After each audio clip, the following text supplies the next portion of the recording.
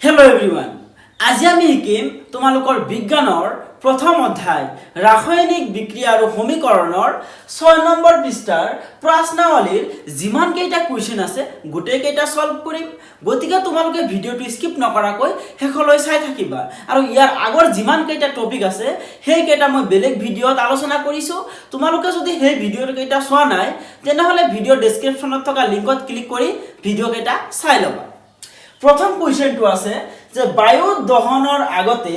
মেগনেছিয়ামৰ ফিটা এডাল পৰিষ্কাৰ কৰি ল'ব লাগে কিয়? এতিয়া মেগনেছিয়ামৰ ফিটাডাল কি সেইটো আমি জানিব লাগিব। ঠিক আছে, তোমালোকে নিশ্চয় লেম্প দেখা পাইছা, চাকি দেখা পাইছা, হয় না নাই? লেম্পৰ মাজত যিটো আমাৰ এটা ফিটা থাকে, এনেকুৱাকৈ ফিটা থাকে, হয় না নাই? সেই ফিটাডাল হ'ল আমাৰ কিহৰ? যে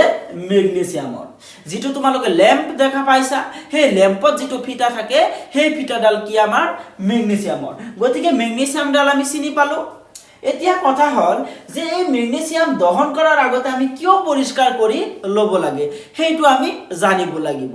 এতিয়া আমি সকলোৱে জানো যেতিয়া কোনো বস্তু দহন হয় তাৰ লগত কি যোগ হয়? যে অক্সিজেন যোগ হয়। ঠিক আছে, ইয়াত কি কৈছে? মেগনেছিয়ামৰ ফিটাৰ কথা কৈছে। এইটো হ'ল আমাৰ মেগনেছিয়াম। ঠিক আছে, মেগনেছিয়ামৰ ফিটাক আমি মেগনেছিয়াম বুলি ধৰিলো আৰু এইটো দহন কৰিলে কাৰ লগত যোগ হ'ব? যে বায়ুত থকা অক্সিজেনৰ সৈতে যোগ হ'ব। কাৰণ আমাৰ এই চাৰিওফালে যিমানখিনি বায়ু আছে এই বায়ুত আমাৰ কি আছে? অক্সিজেন আছে আৰু এই অক্সিজেনে যিকোনো দহনত সহায় কৰে। গতিকে আমি ইয়াত কি লিখিম? যে অক্সিজেন লিখিম। যেতিয়া এই মেগনেছিয়ামে অক্সিজেনৰ লগত বিক্ৰিয়া কৰিব তেতিয়া মেগনেছিয়াম অক্সাইড উৎপন্ন কৰিব। Magnesium oxide. তোমালোকে চাগে দেখা পাইছা লেম্পৰ যিটো ফিটা থাকে সেই ফিটাক যেতিয়া আমি জ্বলাও তেতিয়া অলপ সময় পিছত আমি দেখা পাওঁ যে লেম্পৰ তলত কিছুমান গুৰি থাকে, বগা বা মুগা বৰ্ণৰ কিছুমান গুৰি পৰি থাকে। সেইখিনি হ'ল আমাৰ মেগনেছিয়াম অক্সাইড। এতিয়া ইয়াক আমি সমতুলিত কৰি লওঁ। এইফালে আমাৰ অক্সিজেন কেইটা আছে? দুটা আছে। এইফালে অক্সিজেন কেইটা আছে? এটা আছে। গতিকে সন্মুখত যদি আমি 2 দিওঁ অক্সিজেন দুটা হৈ গ'ল, লগে লগে মেগনেছিয়ামো দুটা হৈ গ'ল। এইফালে মেগনেছিয়াম এটা আছে, গতিকে ইয়াৰ আগত আমি কি দিম? 2 দিম। এতিয়া কথা হ'ল এই ৰিয়েকশ্যনটো প্ৰথমতে সংঘটিত হয় যেতিয়া মেগনেছিয়ামৰ ফিটা এডাল আমি জ্বলাও তেতিয়া ই কি কৰিব? এই বায়ুত থকা অক্সিজেনৰ লগত বিক্ৰিয়া কৰি মেগনেছিয়াম অক্সাইড উৎপন্ন কৰিব আৰু এই মেগনেছিয়াম অক্সাইডটো এটা স্থিৰ যৌগ। ঠিক আছে, এইটো এটা আমাৰ কি? স্থিৰ যৌগ আৰু ই কি কৰিব? অলপ সময় পিছত যদি আমি পৰিষ্কাৰ কৰি নলওঁ এই স্থিৰ যৌগটো তাত কি হ'ব? জমা হৈ থাকিব আৰু মেগনেছিয়ামৰ ফিটাডাল জ্বলাত অসুবিধাৰ সৃষ্টি হ'ব। যে মেগনেছিয়ামৰ তাত যদি মেগনেছিয়াম অক্সাইড যিটো আমাৰ গুৰি আছে সেই গুৰিখিনি থাকে তেতিয়া যদি আমি তাত জুই শলাৰে জুই লগাই দিওঁ তেতিয়া কি নহয়? সম্পূৰ্ণৰূপে দহন নহয়। ঠিক আছে, যে কিহে অসুবিধাৰ সৃষ্টি কৰে? যে এই মেগনেছিয়াম অক্সাইডে সেই মেগনেছিয়ামৰ ফিটাডাল জ্বলাত অসুবিধাৰ সৃষ্টি কৰে, যাৰ বাবে আমি কি কৰোঁ? যে মেগনেছিয়ামৰ ফিটাডাল আমি দহন কৰাৰ আগতে পৰিষ্কাৰ কৰি লওঁ। এতিয়া তোমালোকৰ এক্সামত যদি কুৱেশ্যন আহে কেনেদৰে লিখিবা? যে বায়ু দহনৰ আগত মেগনেছিয়ামৰ ফিটাডাল পৰিষ্কাৰ কৰি ল'ব লাগে কাৰণ মেগনেছিয়াম ধাতুৱে বায়বীয় অক্সিজেনৰ লগত বিক্ৰিয়া ঘটায় আৰু মেগনেছিয়ামৰ যিটো অক্সাইড আছে যাক আমি মেগনেছিয়াম অক্সাইড বুলি কম সেই মেগনেছিয়াম অক্সাইডৰ তৰপ উৎপন্ন কৰে। ঠিক আছে, মেগনেছিয়াম অক্সাইডৰ তৰপ উৎপন্ন কৰে। এই তৰপটোৱে বা যিটো যৌগ মই অলপ আগত কি কৈছিলো? বৰ স্থিৰ। যে যিটোৰ বৰ স্থিৰ যৌগ, যিটোৱে কি কৰিব? পিছলৈ অক্সিজেনৰ লগত বিক্ৰিয়া বন্ধ কৰি পেলায়, যাৰ বাবে মেগনেছিয়াম দহনৰ আগত ভালদৰে পৰিষ্কাৰ কৰি ল'ব লাগে। এইখিনি তোমালোকে লিখি দিবা একদম। মানে মই ভালদৰে এনসাৰবিলাক লিখি দিছো, তোমালোকে ভিডিঅ'টো পজ কৰি কৰি এনসাৰ কেইটা লিখি যাবা। ঠিক আছে, এতিয়া যদি তোমালোকক কোনোবাই সোধে যে মেগনেছিয়াম দহনৰ আগতে আমি কিয় মেগনেছিয়ামৰ ফিটাডাল পৰিষ্কাৰ কৰি ল'ব লাগে, তোমালোকে ডাইৰেক্ট ৰিয়েকশ্যনটো দেখাই দি তাৰ পিছত তোমালোকে বুজাই দিব পাৰিবা যে কি মেগনেছিয়ামৰ ফিটাডাল দহন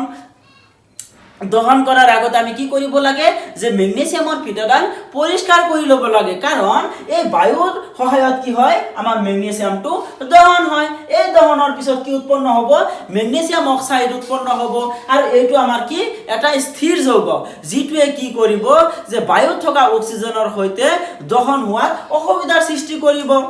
যিটোৱে মানে কি যে মেগনেছিয়াম অক্সাইডে যাৰ বাবে আমি কি কৰো যে দহনৰ আগত আমি মেগনেছিয়ামৰ ফিটাডাল ভালদৰে পৰিষ্কাৰ কৰি লওঁ ঠিক আছে এতিয়া আমাৰ প্ৰথম কোৱেশ্চনটো হৈ গ'ল এতিয়া আমি 2 নম্বৰত যিবিলাক কোৱেশ্চন আছে সেইবিলাক সলভ কৰিম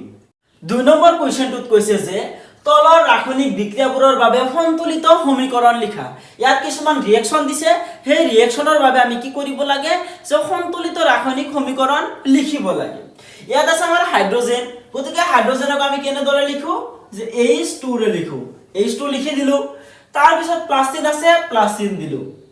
তাৰ পিছত ইয়াত কি আছে যে ক্লোৰিন ক্লোৰিনক আমি কেনেদৰে লিখো যে Cl2 ৰে লিখো তাৰ পিছত কাৰ্চিন আছে কাৰ্চিন দিলো তাৰ পিছত আছে হাইড্ৰোজেন ক্লোৰাইড বা হাইড্ৰোক্লোৰিক এসিড ইয়াক আমি কেনেদৰে লিখো HCl এনেদৰে লিখো এতিয়া কথা হল এইটো আমাৰ সন্তুলিত হৈছে না নাই সোয়া ইয়াত হাইড্ৰোজেন কেইটা আছে দুটা আছে কিন্তু আমাৰ সোঁফালে হাইড্ৰোজেন কেইটা আছে এটা আছে তাৰ পিছত বাওঁফালে আমাৰ ক্লোৰিন কেইটা আছে দুটা সোঁফালে কেইটা ক্লোৰিন এটা আছে গতিকে আমি যদি ইয়াক 2 ৰে পূৰণ কৰি দিও হাইড্ৰোজেন কিমান হ'ব দুটা হ'ব আকৌ ক্লোৰিনৰ সৈতে এই 2 পূৰণ হৈ আছে গতিকে ক্লোৰিনো কেইটা হৈ গ'ল দুটা হৈ গ'ল এইফালে আমাৰ হাইড্ৰোজেন দুটা আছে ক্লোৰিনো দুটা আছে গতিকে আমি কি ক'ব পাৰো এই সমীকৰণটো আমাৰ এতিয়া সন্তুলিত হৈ গৈছে ঠিক তেনেদৰে এতিয়া আমি 2 নম্বৰটো কৰিম 2 নম্বৰত কি কৈছে যে বেৰিয়াম ক্লোৰাইড ঠিক আছে বেৰিয়াম ক্লোৰাইডক আমি কেনেদৰে লিখো যে BaCl2 তাৰ পিছত প্লাস চিন আছে প্লাস চিন দিম প্লাস চিন দিলো তাৰ পিছত আছে এলুমিনিয়াম সালফেট এলুমিনিয়াম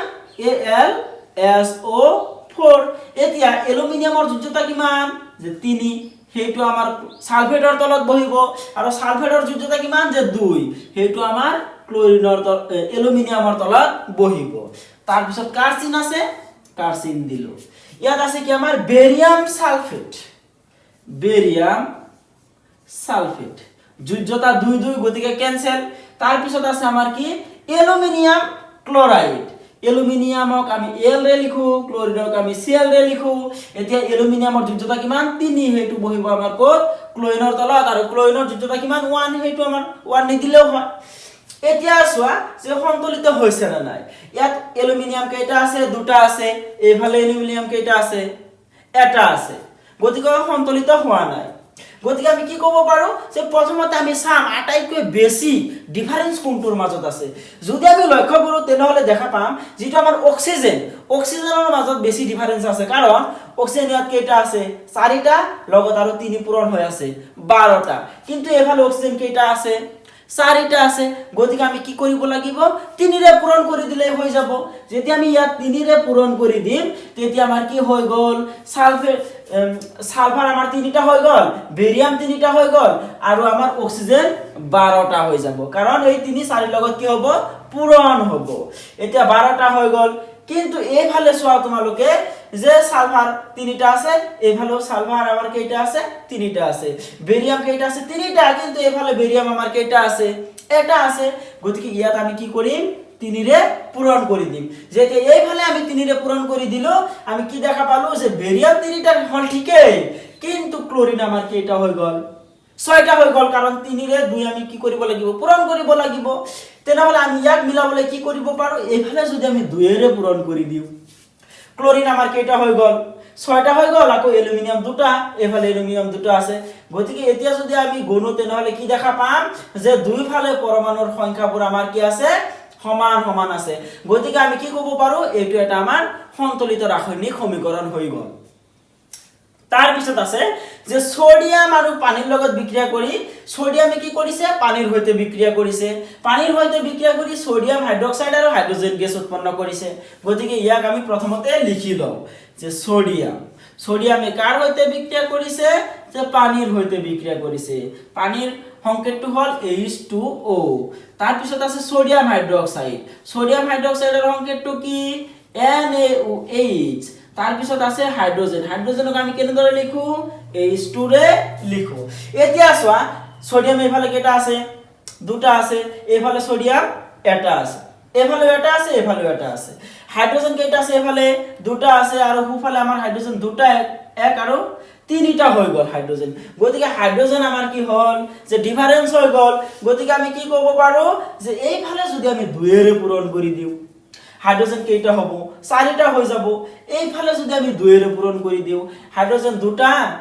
আৰু এফালে আছে দুটা চাৰিটা হৈ গল লগে লগে অক্সিজেন আমাৰ কেইটা হ'ব দুটা হ'ব আৰু সোডিয়াম আমাৰ কেইটা হ'ব দুটা হ'ব গতিকে ইয়াত আমি কি কৰিব লাগিব 2 এৰে পূৰণ কৰি দিব লাগিব এতিয়া আমি যদি গণো তেনেহলে কি দেখা পাম যে দুই ফালে আমাৰ পৰমাণুৰ সংখ্যা সমান সমান হৈছে গতিকে এইটো এটা আমাৰ কি সন্তুলিত ৰাসায়নিক সমীকৰণ এতিয়া 2 নম্বৰটো হল এতিয়া 3 নম্বৰৰ কোৱেশ্চনটোত কি কৈছে হেতু আমি চাম 3 নম্বৰ কোৱেশ্চনটোত কি কৈছে হেতু এতিয়া আমি চাম 3 নম্বৰ কোৱেশ্চনটোত কৈছে যে তলৰ ৰাসায়নিক বিক্ৰিয়াবোৰৰ বাবে অৱস্থা চিহ্ন সহ একোটা সন্তুলিত ৰাসায়নিক সমীকৰণ লিখা 3 নম্বৰত এইটো কৈছে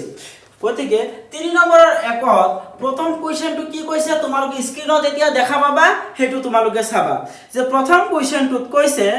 যে বেৰিয়াম ক্লোৰাইড আৰু সোডিয়াম সালফেটৰ জলীয় দ্ৰৱৰ মাজত বিক্ৰিয়া ঘটি অদ্ৰাব্য বেৰিয়াম সালফেট আৰু সোডিয়াম ক্লোৰাইড দ্ৰৱ প্ৰস্তুত হয় গতিকে আমি কি লিখিব লাগিব যে বেৰিয়াম ক্লোৰাইড লিখিব লাগিব ইয়াৰ লগত কি বিক্ৰিয়া হৈছে যে সোডিয়াম সালফেট হৈছে গতিকে সোডিয়াম সালফেটও আমি দিব লাগিব তাৰ পিছত ইহতৰ মাজত বিক্ৰিয়া ঘটি কি উৎপন্ন হৈছে যে বেৰিয়াম সালফেট উৎপন্ন হৈছে গতিকে বেৰিয়াম সালফেটটো দিব লাগিব আকৌ ইয়াত কি কৈছে যে সোডিয়াম ক্লোৰাইডৰ দ্ৰৱ প্ৰস্তুত হৈছে হেতু আমি দিব লাগিব গতিকে আমি ইয়াত লিখো যে বেৰিয়াম ক্লোৰাইড কাৰ হৈতে বিক্ৰিয়া কৰিছে যে সোডিয়াম সালফেটৰ হৈতে বিক্ৰিয়া কৰিছে সোডিয়াম সালফেটৰ সংকেতটো আমাৰ কি আছিল NaSO4 ইয়াত হ'ব আমাৰ 2 উৎপন্ন হৈছে কি আমাৰ যে বেৰিয়াম সালফেটৰ দ্ৰৱ যে বেৰিয়াম সালফেট BaSO4 লগতে আৰু কি উৎপন্ন হৈছে যে সোডিয়াম ক্লোৰাইড উৎপন্ন হৈছে ইয়াত আমি লিখিম কি সোডিয়াম ক্লোৰাইড এতিয়া কথা হল যে প্ৰথমতে আমি কি কৰিব লাগিব ইহতৰ অৱস্থাৰ চিহ্ন আমি ক্লাস 9 ত শিকি আহিছিলো বা তাৰ আগতেও শিকিছো যে পদাৰ্থৰ অৱস্থা কেইটা থাকে তিনিটা গোটা জলীয় আৰু গেছীয় এইকেইটা আমি লিখিব লাগিব ইয়াত আছে আমাৰ কি বেৰিয়াম ক্লোৰাইডটো আমাৰ কেনেকুৱা ধৰণৰ যে একুৱাছ ঠিক আছে সোডিয়াম সালফেটও আমাৰ কেনেকুৱা একুৱাছ যাক আমি AQ ৰে নিৰ্দেশন কৰো তাৰ পিছত আছে অদ্ৰাব্য বেৰিয়াম সালফেট অৰ্থাৎ এইটো আমাৰ সলিড গোটা হৈ আছে তাৰ পিছত আছে আমাৰ কি সোডিয়াম ক্লোৰাইড এই সোডিয়াম ক্লোৰাইডটো আমাৰ কি হৈ যাব যে একুৱাছ হৈ যাব আমাৰ চিহ্নটো হল এতিয়া আমি কি লিখিব লাগিব যে সন্তুলিত কৰিব লাগিব এতিয়া চোৱা বেৰিয়াম এইফালে এটা আছে এইফালে আমাৰ এটা আছে ঠিক আছে তাৰপিছত ক্লোৰিন এইফালে দুটা আছে কিন্তু এইফালে আমাৰ কেইটা আছে এটা আছে গতিকে ক্লোৰিনৰ আমাৰ কি হৈ গল ডিফাৰেন্স হৈ গল লগতে আৰু আমি ডিফাৰেন্স কি দেখা পাম ইয়াত আমাৰ সোডিয়াম কেইটা আছে দুটা আছে এইফালে সোডিয়াম কেইটা আছে এটা আছে গতিকে এটো আমাৰ এটা ডিফাৰেন্স আৰু বাকি কেইটা সমান সমান আছে গতিকে আমি কি কৰিব লাগিব এতিয়া সন্তুলিত কৰিব লাগিব এতিয়া যদি আমি কি কৰো ইয়াত এটা 2 এৰে পূৰণ কৰি দিও তেনেহলে লগে লগে আমি কি দেখা পাম যে সোডিয়াম আমাৰ কেইটা হৈ গল দুটা ক্লোৰিনো দুটা হৈ গল এইফালে আমাৰ ক্লোৰিন দুটা আছে সোডিয়াম দুটা আছে সমান সমান হৈ গল বেৰিয়াম সমান সমান আছে ক্লোৰিনো আমাৰ কি আছে সমান সমান আছে সোডিয়াম আমাৰ এতিয়া সমান সমান আছে অক্সিজেনো সমান সমান আছে আকৌ আমাৰ সালফাৰো সমান সমান আছে গতিকে আমি ক'ব পাৰো এটো এটা আমাৰ কি হৈ গল যে ৰাসায়নিক সমীকৰণ সন্তুলিত হৈ গল তাৰ পিছত 2 নম্বৰত কি কৈছে হেতু আমি এতিয়া চাম যে 2 নম্বৰৰ কোৱেশ্চনটো তোমালোকে স্ক্ৰিনত দেখা পাবা যে 2 নম্বৰত কি কৈছে যে সোডিয়াম হাইড্ৰক্সাইডৰ দ্ৰৱ হাইড্ৰক্লোৰিক এচিডৰ দ্ৰৱৰ হৈতে বিক্ৰিয়া কৰি সোডিয়াম ক্লোৰাইডৰ দ্ৰৱ আৰু পানী উৎপন্ন কৰে ইয়াত কি কৈছে যে সোডিয়াম হাইড্ৰক্সাইডে কাৰ হৈতে বিক্ৰিয়া কৰিছে যে হাইড্ৰক্লোৰিক এচিডৰ হৈতে বিক্ৰিয়া কৰিছে বিক্ৰিয়া কৰি কি উৎপন্ন কৰিছে যে সোডিয়াম ক্লোৰাইড উৎপন্ন কৰিছে আৰু পানী উৎপন্ন কৰিছে গতিকে হেতু আমি প্ৰথমতে লিখি লও যে সোডিয়াম হাইড্ৰক্সাইডক আমি কেনে দৰে লিখো NaOH তাৰ পিছত কাৰ সৈতে বিক্ৰিয়া কৰিছে যে হাইড্ৰক্লৰিক এসিডৰ সৈতে বিক্ৰিয়া কৰিছে যাক আমি HCl বুলি লিখিম হাইড্ৰক্লৰিক এসিডক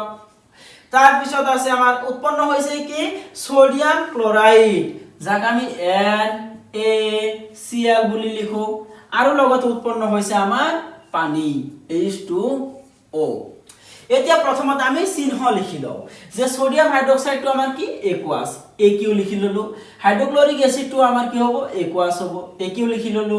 সোডিয়াম ক্লোৰাইডো আমাৰ কি হ'ব একুয়াছ AQ লিখি ললো আকৌ ইয়াত আছে আমাৰ কি পানী গতিকে পানীক আমি সকলো জানো লিকুইড গতিকে ইয়াক আমি L হিচাপে লিখিছো এতিয়া কথা হল যে ইয়াক আমি সন্তুলিত কৰিব লাগে সন্তুলিত আমি কেনেদৰে কৰিম সোয়া ইয়াত সমান সমান আছে না নাই হেতু আমি চাব লাগিব সোডিয়াম এটা আছে এফালে আমাৰ সোডিয়াম এটা আছে সমান সমান হৈ গল অক্সিজেন এটা আৰু এফালে কেটা আছে এটা আছে গতিকে সমান সমান আছে ইয়াত হাইড্ৰোজেন এটা আছে এটা দুটা আৰু এফালে আমাৰ হাইড্ৰোজেন কেটা আছে দুটা আছে গতিকে হাইড্ৰোজেনও আমি কৰিব না লাগে তাৰ পিছত হল আমাৰ ক্লোৰিন ইয়াত আমাৰ কেটা আছে এটা আছে এইফালে আমাৰ ক্লোৰিন কেটা আছে এটা আছে গতিকে এটো আমাৰ সমতুলিত কৰিব না লাগে যেহেতু দুইফালে আমাৰ কি আছে পৰমাণুৰ সংখ্যা সমান সমান হৈ আছে আজিৰ ভিডিওটো এইখিনিয়ে এনেকুৱা ধৰণৰ কনসেপচুৱেল ভিডিও পাবলৈ আমাৰ চেনেলটো সাবস্ক্ৰাইব কৰিবা আৰু যিমান পাৰা এই ভিডিওটো তোমালোকৰ বন্ধু বান্ধৱীলৈ শেয়াৰ কৰি দিবা